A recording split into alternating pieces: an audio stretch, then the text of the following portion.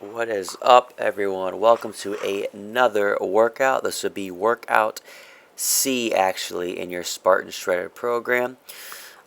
So you're going to notice, too, that you're going to have incline barbell press listed on your program. I'm doing dumbbells now because I've done barbell for a while. I've kind of plateaued. So I've already warmed up, getting to my first heavy set here. And this is reverse pyramid training. So you're going to go with your heavy set first, followed by your lighter one. Only 2 sets here for your incline press.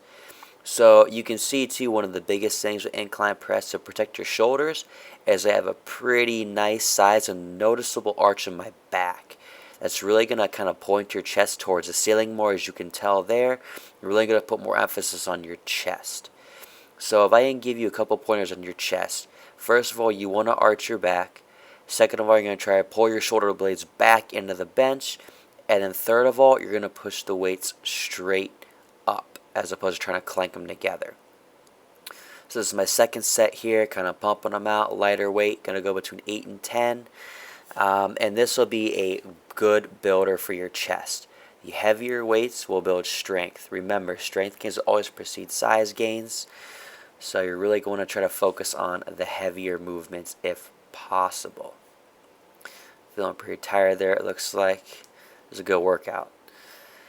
Moving on to my next one, my flat bench. So a lot of times too, you would see people do their flat barbell bench first or the barbell first. I like to stick to the incline press first with the dumbbells, or just incline press in general, because of the influence it puts on the upper chest and how it makes your upper chest look bigger. A lot of times people have a upper chest that is lacking, so that is why we do the incline first. Barbell bench here, again, heavier weight. Same kind of tactics there. You want to have the arch in your back. You're going to want the shoulders pulled back. You're going to try to pinch them back into the bench as you push up. So you have very, very complex movement here. So again, 3 pointers. You can see myself, I create that arch. You can see that space in my back. Really try to dig your feet into the floor and drive through your feet as you push that bar up. So again, reverse pyramid training, going with the heavy set first, lighter one second, and moving the bar pretty well here after doing the inclines actually. But moving on to our next exercise after this, I think we're going to go into flies, I believe. But yeah, I mean, I was pretty baked after this workout with just 4 exercises too, 4 heavy chest press movements. So, all right, next here I'm moving into some cable flies. So we have our heavy sets out of the way, moving into some more volume here. You're going to find out that I'm not too big on volume anymore. And this one can be a little iffy if you have bad shoulders. So if you have issues with your shoulders, I wouldn't recommend doing cable flies. I would try to do a machine if possible, or a machine press. But again here, same thing. You're trying to keep your shoulders back. You can see my shoulder isn't lurching or reaching forward. I'm trying to keep them tight, like I'm trying to pull them into my sockets the whole time. So you're almost trying to press the weights forward and then pull them back. You're going to press the weight forward and pull it back. I feel like I'm getting pretty pumped here. Remember this set, man. I was baked after the first one. That's not even that much weight. I think I had like 25 pounds on there, which is pretty light. But yeah, so when it comes to the flies too, another pointer here is you see a lot of people try to flare the elbows out and drive the fists together. The only issue with that is you start incorporating a lot of the delt. So you really want to try to focus on keeping the shoulders back and squeezing your biceps together. So you can see I kind of pull my pinkies in more than I do my knuckles.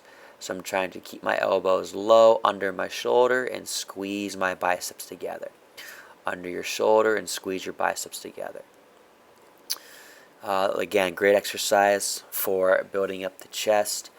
The bench presses will be great for that heavy, thick, solid, firm chest, and this will kind of help fill in the details, kind of get that lower definition and some of the striations in your chest.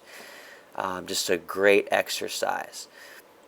Now, if you feel like you have trouble connecting with this muscle here and you have trouble with the exercise, I recommend going lighter with the weight, of course.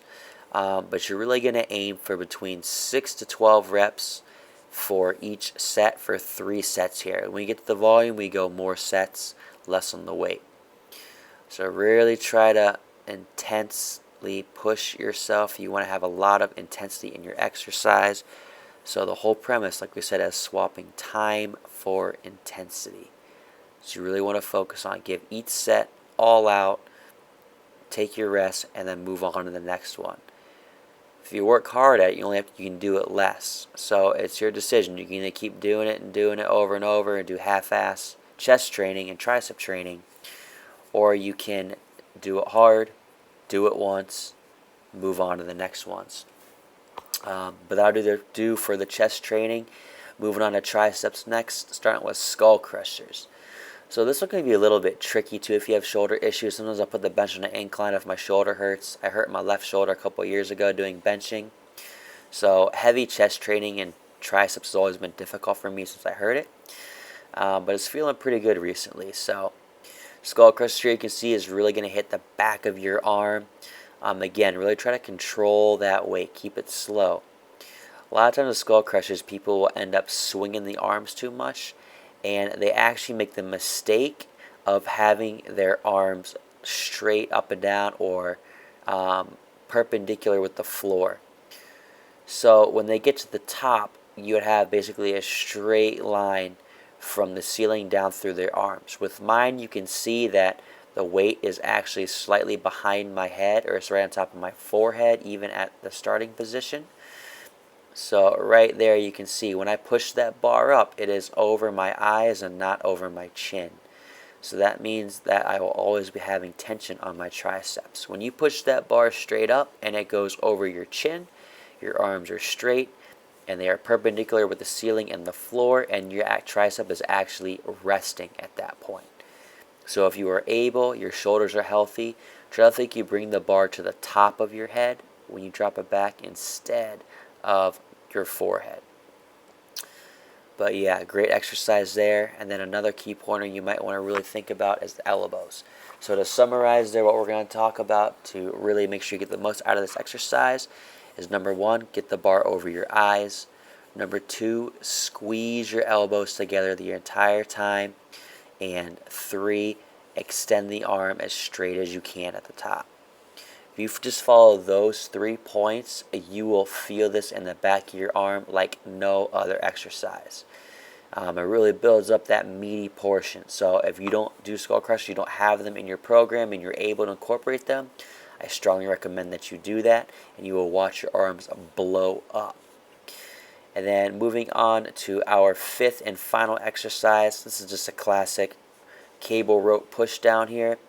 So now one of the things that people forget to do is, again, you actually want to roll your shoulders back, because you can see as I get tired here, my shoulders kind of roll forward and they want to help with the push on the way down. So roll your shoulders back and pinch your shoulder blades together, and that way you'll really engage your tricep more. Another thing that people forget to do or do not do is they do not extend their arm all the way. The function of the tricep is to make sure it locks out the elbow, extension. So if we're not extending those last inch or two, and we're not locking out the elbow, we're not getting the full range of motion of the muscle. So make it a mental note to pull your shoulder blades back and together and to extend your arm as straight as you possibly can each and every rep. As you get tired and fatigued, you won't be able to, and that's normal. But every rep, as straight as you possibly can, extend that arm. You want to really lock out the tricep. A lot of people don't train that motion or that full extension, and they just miss out on so many opportunity to gain more muscle. That's going to conclude the workout. Remember to like and subscribe and follow me at Tim Carr Fitness on YouTube and Instagram, and I cannot wait to see you in the next video. Kill it, you guys. Load up, aim fire, let it bang. It's wartime, ski mask on in the paint. The way my mind go, you might think I'm insane. Get off, nigga with the sock and the chain. Apply pressure, not aggressive, get all 7. I'm aiming for the